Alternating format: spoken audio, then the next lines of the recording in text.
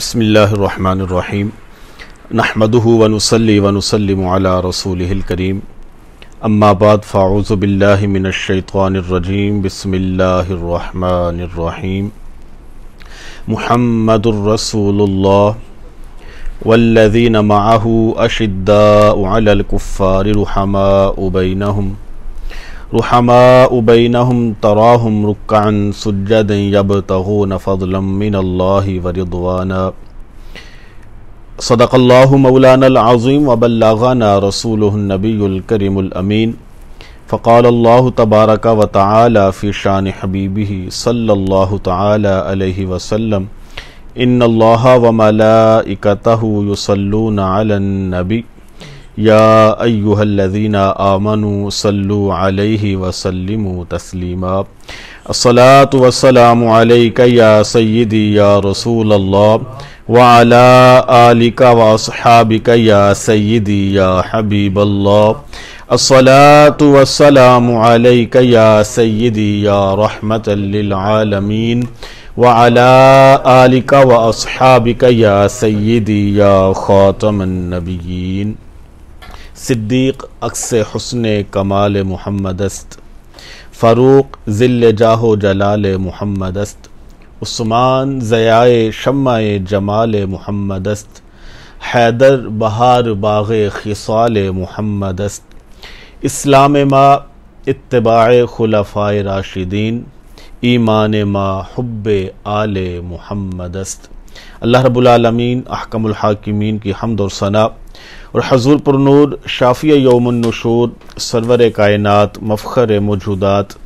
زینت بزم کائنات تاجدار مدینہ سرور قلب و سینہ حضور علیہ الصلاۃ کی بارگاہ بے کس پناہ میں درود و سلام کا نذرانہ عرض کرنے کے بعد میرے انتہائی واجب الاحترام جملہ معزز و محتشم سامعین کرام السلام علیکم ورحمۃ اللہ وبرکاتہ۔ سامعین ذوال احتشام، میں نے آپ کے سامنے قرآن مجید برہان رشید کی ایک آیہ مقدسہ کا کچھ حصہ تلاوت کرنے اور آپ نے اسے سماعت فرمانے کا ثواب حاصل کیا۔ اس آیہ مقدسہ میں اللہ تبارک و تعالی نے حضور نبی رحمت صلی اللہ تعالی علیہ وسلم اور آپ کے جان نثار صحابہ کرام رضوان اللہ تعالی علیہم اجمعین کا ذکر خیر ارشاد فرمایا ہے۔ فرمایا کہ محمد الرسول اللہ، کہ محمد صلی اللہ تعالی علیہ وسلم اللہ کے رسول ہیں، والذین معہ اشداء علی الکفار، اور ان کے جو ساتھی ہیں وہ کفار پر بڑے سخت ہیں، اور رحماء بینہم، لیکن آپس میں وہ بڑے رحم دل اور نرم دل ہیں۔ اور ان کی ایک شان کیا ہے کہ تراہم رکعا سجدا، کہ تم ہر وقت ان کو رکوع و سجود میں دیکھو گے، یعنی اللہ رب العالمین کی عبادت کرتے ہوئے دیکھو گے، اور یبتغون فضلا من اللہ ورضوانا، اور وہ ہر وقت اللہ رب العالمین کا فضل اور اس کی خوشنودی تلاش کرنے میں لگے رہتے ہیں۔ سیماہم فی وجوہہم من اثر السجود، اور ان کی یہ نشانیاں ان کے پیشانی والی جگہ سے، پیشانی سے بھی معلوم ہوتی ہیں۔ ذالک مثلہم فی التوراۃ ومثلہم فی الانجیل، اور ان کی یہ شان محض قرآن پاک میں ہی بیان نہیں ہوئی بلکہ تورات میں بھی ان کی شان بیان ہے اور انجیل میں بھی ان کی شان بیان ہے۔ یعنی حضور نبی کریم علیہ الصلوۃ کے جو اصحاب ہیں ان کا ذکر محض قرآن پاک میں ہی نہیں بلکہ جو پہلی آسمانی کتابیں ہیں ان میں بھی ان کا ذکر پاک موجود ہے۔ یہ شان ہے ان کی کہ جو نبی کریم علیہ الصلوۃ کے اصحاب ہیں۔ اب حضور نبی کریم علیہ الصلوۃ کے جو اصحاب ہیں وہ سب جنتی بھی ہیں اور سب روشن ستارے ہیں، کوئی چمکتا ہوا، کوئی دمکتا ہوا، کوئی زیادہ روشن، کوئی کم، لیکن ہمارے اوپر لازم ہے کہ ہم ہر ایک کا ادب، ان کا احترام اپنے اوپر واجب لائیں۔ اب ان صحابہ کرام رضوان اللہ تعالی علیہم اجمعین میں وہ اصحاب کہ جنہوں نے ہجرت کی تھی اور ہجرت کر کے مکہ سے مدینہ پاک پہنچے، ان کی شان ان کی نسبت زیادہ ہے کہ جو وہاں پر پہلے سے موجود تھے، یعنی جن کو انصار کہا جاتا ہے۔ پھر ان میں بھی وہ اصحاب کہ جنہوں نے حق و باطل کی جنگ یعنی غزوہ بدر جنہوں نے شرکت کی، جس میں وہ افراد، وہ اصحاب ان سے بھی افضل ہیں۔ پھر ان میں وہ اصحاب جن کو نبی رحمت صلی اللہ تعالی علیہ وسلم نے فرمایا کہ یہ عشرہ مبشرہ ہیں، کہ ان کا نام لے لے کر آپ علیہ السلام نے فرمایا کہ یہ بھی جنتی، یہ بھی جنتی. پھر ان 10 میں سے وہ 4 افضل ہیں کہ جن کو خلفائے راشدین کہا جاتا ہے، یعنی ابو بکر صدیق رضی اللہ تعالیٰ عنہ، عمر فاروق رضی اللہ تعالیٰ عنہ، عثمان غنی رضی اللہ تعالیٰ عنہ، اور حضرت علی المرتضیٰ شیر خدا رضی اللہ تعالیٰ عنہ. پھر ان 4 میں بھی دیکھا جائے تو جو خلیفہ اول بلا فصل ہیں جناب سیدنا صدیق اکبر رضی اللہ تعالیٰ عنہ، وہ ان 4 میں افضل ہیں. اور لیکن جو دوسرے نمبر پر صحابی ہیں کہ جن کو آج بھی کفر جن کے نام سے لرزتا ہے،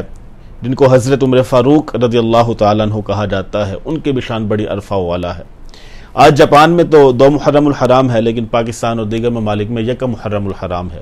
اور 1 محرم الحرام اسلامی سال کا آغاز بھی ہے، اور اسی دن جناب عمر فاروق رضی اللہ تعالی عنہ نے جام شہادت نوش فرمایا تھا. حضور نبی کریم علیہ السلام کے جتنے بھی اصحاب ہیں، کوئی شخص ان میں سے کسی ایک کے بھی پیچھے چل جائے گا، اللہ رب العالمین اس کو ہدایت نصیب فرما دے گا، کیونکہ آپ علیہ السلام نے ارشاد فرمایا ہے کہ میرے جو اصحاب ہیں وہ ستاروں کی مانند ہیں. اصحابی کالنجومی بأیہم اقتدیتم اہتدیتم، میرے اصحاب ستاروں کی مانند ہیں، جس کے بھی پیچھے چل جاؤ گے ہدایت پا جاؤ گے، کیونکہ جس کے بھی اقتداء کر لو گے تمہیں ہدایت اللہ رب العالمین کی طرف سے نصیب ہو جائے گی. اور پھر حضرت عمر فاروق رضی اللہ تعالیٰ عنہ جن کی بارگاہ میں آج ہم نذرانہ پیش کر رہے ہیں، ان کی شان اور ان کا جو مقام ہے وہ بڑا ہی عرفہ والا ہے. گزشتہ جمعہ بھی آپ کو بتایا تھا کہ باقی جو صحاب ہیں وہ مریدین رسول ہیں، لیکن حضرت عمر فاروق رضی اللہ تعالیٰ عنہ ان کو مراد رسول کہا جاتا ہے،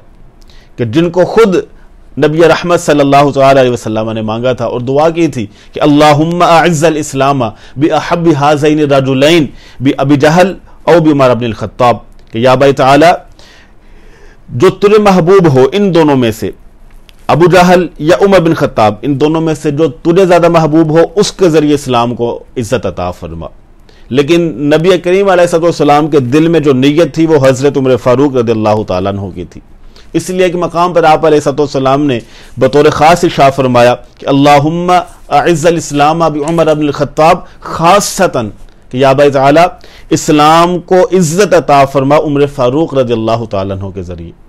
اب یہاں پر ایک بڑا لطیف نقطہ ہے کہ عزتیں تو اللہ رب العالمین عطا فرماتا ہے، لیکن اس سے ہمیں پتہ یہ چلا کہ آپ علیہ السلام نے ہمارے لیے واضح فرما دیا کہ بے شک عزتیں اللہ ہی عطا فرماتا ہے، لیکن کچھ شخصیات ہوتی ہیں کہ جن کے وسیلے سے اللہ رب العالمین عطا فرماتا ہے. اللہ رب العالمین چاہتا تو بغیر عمر کے بھی عزت عطا فرما سکتا تھا، لیکن ہمیں یہ عقیدہ دیا تھا کہ اللہ رب العالمین کے محبوب نے فرما دیا کہ یا بھائی تعالیٰ اسلام کو عزت عطا فرما، لیکن عمر فاروق رضی اللہ تعالیٰ عنہ کے ذریعے. اور پھر جو آپ کی شان و شوکت، اس سے پھر جو اسلام کو عزت ملی وہ بھی کسی سے مخفی نہیں ہے. اللہ حضرت عظیم البرکت نے اس کی عکاسی اپنے الفاظ میں یوں بیان فرمائی ہے کہ وہ عمر کہ جس کے اعداء پہ شیدا سقر، اس خدا دوست حضرت پہ لاکھوں سلام. کہ اللہ حضرت نے بھی سمندر کو کوزے میں بند کر دیا، کہ وہ عمر کے جن کے سائے سے شیطان بھاگتا ہے، وہ عمر کہ جس سے منافقین جو ہیں وہ دور بھاگتے ہیں، وہ عمر کے جب اسلام قبول کرتے ہیں تو علی الاعلان اسلام کی تبلیغ کا آغاز ہو جاتا ہے، وہ عمر کہ جس کے اعداء پہ شیدا سقر، اس خدا دوست حضرت پہ لاکھوں سلام. تو یہ شان اللہ رب العالمین نے حضرت عمر فاروق رضی اللہ تعالیٰ عنہ کو عطا فرمائی. ایسے ہی آپ کے القابات میں سے ایک لقب فاروق ہے. آپ خود اس کی توجیہ جو ہے وہ بیان فرماتے ہیں کہ میرا لقب فاروق کیوں پڑا. روایات میں موجود ہے، حضرت عبداللہ ابن عباس رضی اللہ تعالیٰ عنہ روایت کرتے ہیں کہ میں نے حضرت عمر فاروق رضی اللہ تعالیٰ عنہ سے پوچھا کہ عمر آپ کو فاروق کیوں کہا جاتا ہے؟ تو آپ رضی اللہ تعالیٰ عنہ نے بیان فرمایا کہ حضرت امیر حمزہ رضی اللہ تعالیٰ عنہ مجھ سے 3 دن قبل دار اسلام میں داخل ہوئے تھے، اور اللہ رب العالمین نے جب میرا سینہ اسلام کے لیے کھول دیا اور میں بے ساختہ پکار اٹھا کہ اللہ کے سوا کوئی معبود نہیں اور محمد عربی علیہ السلام اللہ کے بندے، اس کے آخری رسول ہیں. فرماتے ہیں کہ میں اپنی ہمشیرہ کے گھر جب گیا تو میں نے ان سے پوچھا کہ مجھے نبی کریم علیہ السلام کدھر ملیں گے؟ تو آپ کی ہمشیرہ نے فرمایا کہ وہ حضرت زید بن ارقم رضی اللہ تعالیٰ عنہ کے گھر میں آپ کو ملیں گے، دار ارقم میں موجود ہیں. تو حضرت عمر فاروق رضی اللہ تعالیٰ عنہ उस दार अरकम की तरफ बढ़े तो नबी करीम अलैहिस्सलाम को चूंकि पता चल गया था कि उमर फारूक रज़ियल्लाहु ताला अन्हु आ रहे हैं, तो हज़रत उमर फारूक रज़ियल्लाहु ताला अन्हु को नबी करीम अलैहिस्सलाम ने यूं झंझोड़ा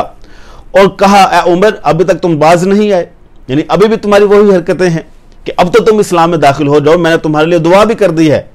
तो हज़रत उमर फारूक रज़ियल्लाहु ताला अन्हु बयान फरमाते हैं कि मैं गवाही देता हूं कि अल्लाह के सिवा कोई माबूद नहीं और या रसूल अल्लाह सल्लल्लाहु अलैहि वसल्लम, आप ही अल्लाह के आखिरी नबी और रसूल हैं।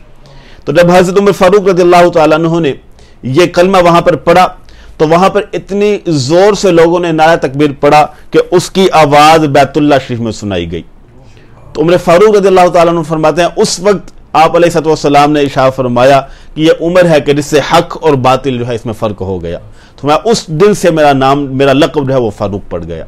तो ये शान अल्लाह रब्बुल आलमीन ने हज़रत उमर फारूक रज़ियल्लाहु ताला अन्हु को अता फरमाई। और एक रिवायत में आता है, तिरमिज़ी शरीफ में ये रिवायत मौजूद है, नबी रहमत सल्लल्लाहु ताला अलैहि वसल्लम ने इरशाद फरमाया कि लौ काना नबियुन बादी लकाना उमर, कि अगर मेरे बाद कोई नबी होता तो वो हज़रत उमर फारूक रज़ियल्लाहु ताला अन्हु होते। और एक रिवायत में मौजूद है कि आप अलैहिस्सलाम ने इरशाद फरमाया कि मा मिन नबिय्यिन इल्ला लहु वज़ीरान मिन अहलिस समा व वज़ीरान मिन अहलिल अर्द, कि अल्लाह रब्बुल आलमीन ने जितने भी नबी इस दुनिया में जलवागर फरमाए हैं उनके 2 वज़ीर आसमानों में और 2 वज़ीर ज़मीन में मौजूद रहे हैं। और फरमाया मेरे जो 2 वज़ीर आसमानों में हैं वो हज़रत जिब्रील अमीन अलैहिस्सलाम और हज़रत मीकाईल अलैहिस्सलाम हैं, और इस रुए ज़मीन पर मेरे जो 2 वज़ीर हैं वो अबू बकर सिद्दीक़ रज़ियल्लाहु ताला अन्हु और उमर फारूक रज़ियल्लाहु ताला अन्हु हैं। इससे हमें पता क्या चला कि जो भी नबी होता है वो हाकिम भी होता है, और हाकिम फिर आगे अपनी वजारतें भी अता करता है, और फिर जिसको वजीर बना दिया जाए उसको इख्तियारात भी दिए जाते हैं। तो हज़रत अबू बकर सिद्दीक़ रज़ियल्लाहु ताला अन्हु और उमर फारूक रज़ियल्लाहु ताला अन्हु ये चूंकि वजीर थे तो नबी करीम अलैहिस्सलाम ने उनको इख्तियारात भी अता फरमाए। और जो आप अलैहिस्सलाम ने यह फरमाया कि मेरे बाद कोई नबी होता तो वो उमर होते, वजारत भी दे दी और वजारत के साथ साथ ये भी बता दिया कि उमर के जो फैसले होंगे वो अगरचे उमर के होंगे लेकिन उनमें ताईद मेरी ही होगी, क्योंकि वो मेरा वजीर भी है, और मेरे बाद कोई नबी होता तो उमर फारूक रज़ियल्लाहु ताला अन्हु ही होते। तो ये नबी करीम अलैहिस्सलाम ने हज़रत उमर फारूक रज़ियल्लाहु ताला अन्हु को इतनी शानों से नवाजा, और अल्लाह रब्बुल आलमीन ने भी आपको ये शान अता फरमाई। और एक रिवायत में आता है, हज़रत सय्यदना अबू हुरैरा रज़ियल्लाहु ताला अन्हु इसके रावी हैं, फरमाते हैं कि रसूलुल्लाह सल्लल्लाहु ताला अलैहि वसल्लम ने इरशाद फरमाया कि लक़द काना फी मन काना क़ब्लकुम मिनल उमम मिन बनी इसराइल रिजाल युकल्लमूना मिन गैरि अन यकूनु अंबिया फ़इन यकुम मिन उम्मति मिनहुम अहद फ़उमर, कि तुमसे पहले जो बनी इसराइल कौम गुजरी है वो ऐसे लोग थे कि जो नबी तो ना थे, यानी उनमें कुछ ऐसे लोग भी थे कौम बनी इसराइल में कि जो नबी तो ना थे, लेकिन इसके बावजूद फरिश्ते उनसे हम कलाम होते थे, यानी फरिश्ते उनसे कलाम किया करते थे, वो नबी भी नहीं होते थे। मैं कि मेरी उम्मत में अगर कोई ऐसा शख्स है कि जिससे फरिश्ते कलाम करते हैं वो हज़रत उमर फारूक रज़ियल्लाहु ताला अन्हु है। ये शान अल्लाह रब्बुल आलमीन ने उमर फारूक रज़ियल्लाहु ताला अन्हु को अता फरमाई। और एक रिवायत में आता है कि आप अलैहिस्सलाम ने इरशाद फरमाया कि पहली उम्मतें उनमें ऐसे लोग भी मौजूद होते थे कि जिनको मुहद्दिस कहा जाता था, यानी कि जिनको इल्हाम हुआ करता था, यानी कि पहली उम्मतों के जो नबी थे उनको इल्हाम हुआ करता था। और फरमाया मेरी उम्मत में एक ऐसा शख्स है कि जो नबी तो नहीं है लेकिन उसको इल्हाम होता है। फरमाया वो कौन है? वो उमर फारूक रज़ियल्लाहु ताला अन्हु है। कि हर कौम में एक मुहद्दिस होता है, और मेरी कौम का जो मुहद्दिस कि जिनको इल्हाम होता है वो उमर फारूक रज़ियल्लाहु ताला अन्हु है। और इसलिए उलमा ने अपनी किताबों में लिखा है, इमाम जलालुद्दीन सुयूती अलैहि रहमा ने भी अपनी शोर आफाक किताब तारीखुल खुलफा के अंदर लिखा है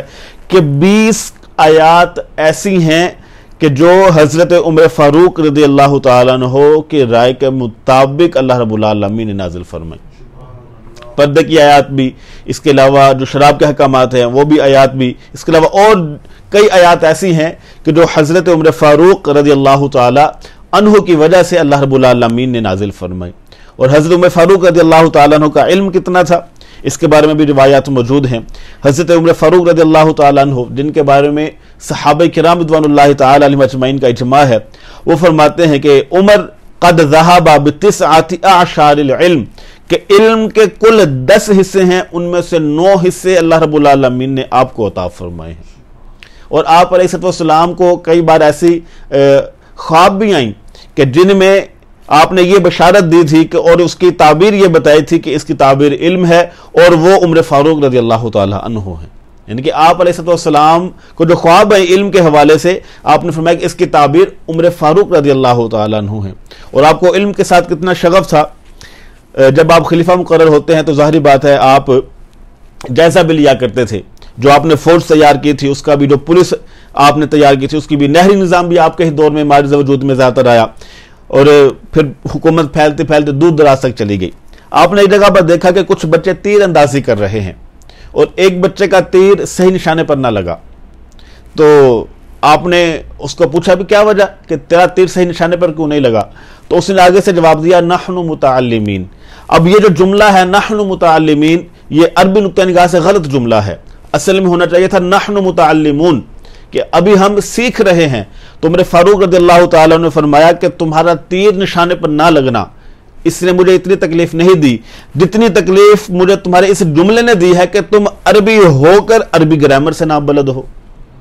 کہ تمہیں ایک تو ہو بھی تم عربی لیکن اس کے باوجود تمہیں یہ نہیں پتا کہ یہاں پر میں نے جملہ کیا بولنا ہے.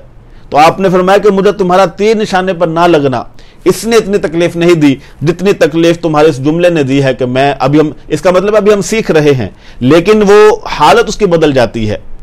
وہاں پر جملہ نحن متعلمون ہونا چاہیے تھا لیکن اس بچے نے متعلمین کا جملہ استعمال کیا. تو آپ نے فرمایا کہ ابھی تم عربی گرامر سے بھی نابلد ہو, تمہارا تیر نشانے پر نہ لگا اس کی کوئی بات نہیں لیکن ابھی تک تم نے علم حاصل نہیں کیا اس کی مجھے بڑی تکلیف ہے.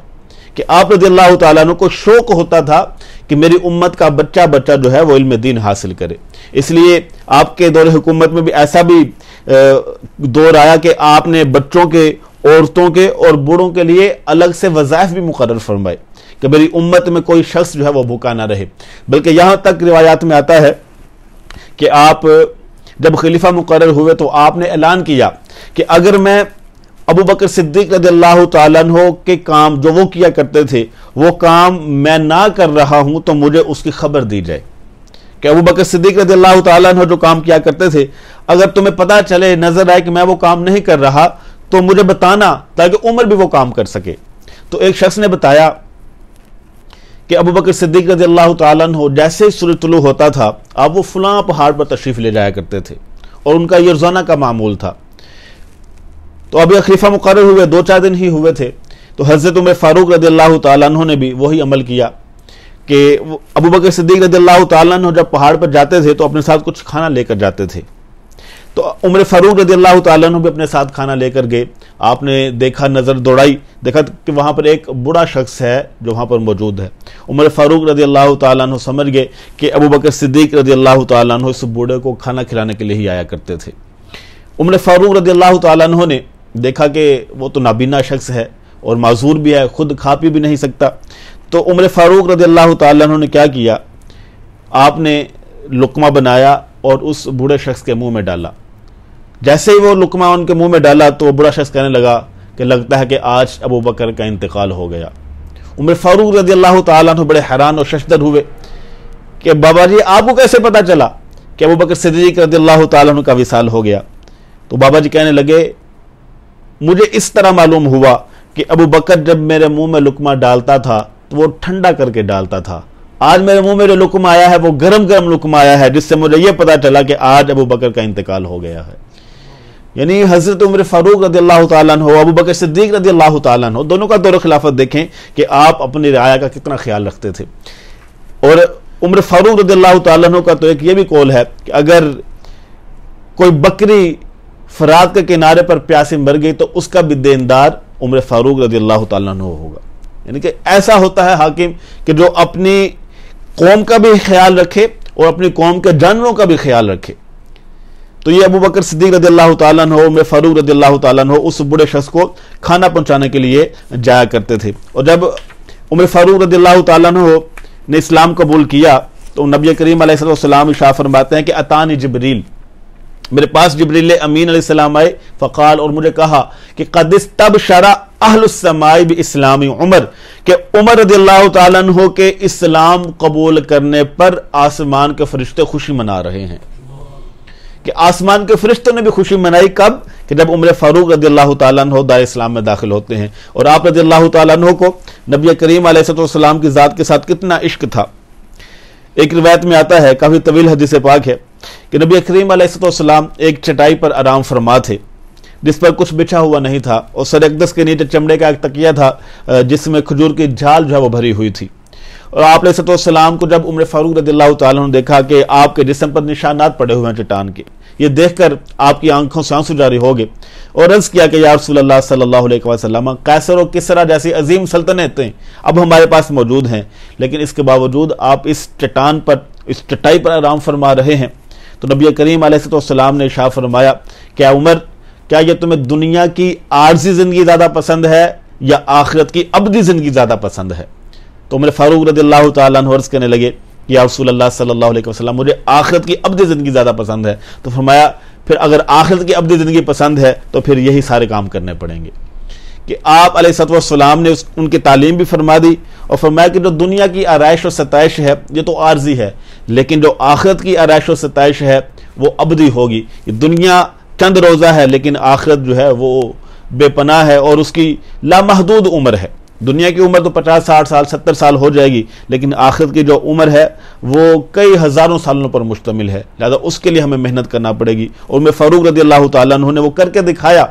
کہ جو کام نبی کریم علیہ السلام کی خواہش تھی کہ وہ خود کرتے، اور آپ نے کیے بھی، اور پھر ان کاموں کو جو تعمیل تک پہنچایا وہ عمر فاروق رضی اللہ تعالیٰ عنہ تھے۔ آپ کے دور حکومت میں 22,50,000 مربع میل کا جو رقبہ ہے، وہاں پر عمر فاروق رضی اللہ تعالیٰ عنہ نے اسلام کا علم بلند فرمایا۔ عمر فاروق رضی اللہ تعالیٰ عنہ کی کرامتوں میں سے ایک کرامت بڑی مشہور ہے کہ آپ کے دور خلافت میں ایک جنگ بپا ہوئی،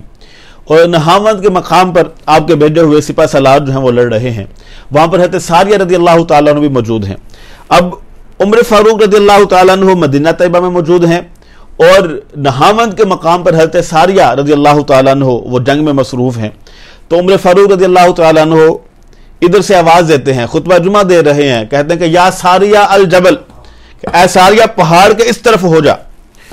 حضرت ساریہ رضی اللہ تعالیٰ عنہ بڑے حیران ہوئے کہ عمر فاروق رضی اللہ تعالیٰ عنہ تو مدینہ پاک میں موجود ہیں اور ہم یہاں پر ہیں، ان کی آواز یہاں پر کیسے پہنچ گئی؟ تو حضرت ساریہ رضی اللہ تعالیٰ عنہ بیان فرماتے ہیں کہ ہم عمر فاروق رضی اللہ تعالیٰ عنہ کی آواز کے اوپر پہاڑی کے اس اوڑ ہوئے تو اللہ رب العالمین نے ہمیں فتح بھی عطا فرما دی۔ فرمایا پھر جب ہم واپس آئے